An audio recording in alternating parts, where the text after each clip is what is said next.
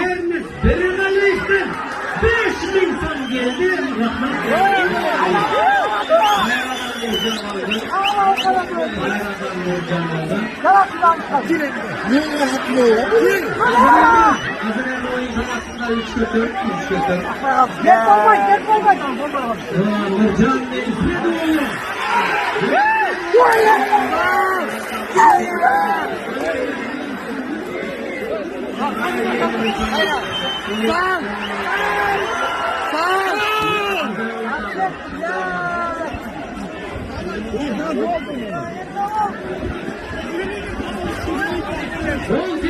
Türk şahsında başlı alın protokol kalifikasyon bütün bir de 2 yıl maçta oldu.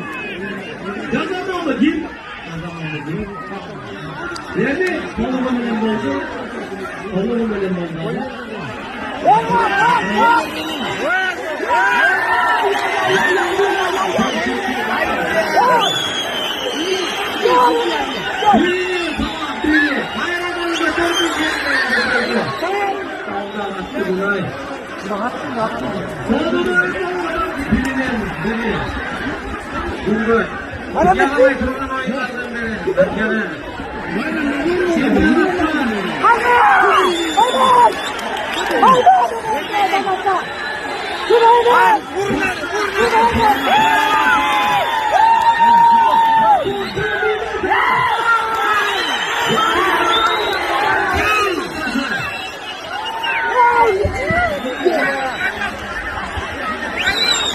Hayır.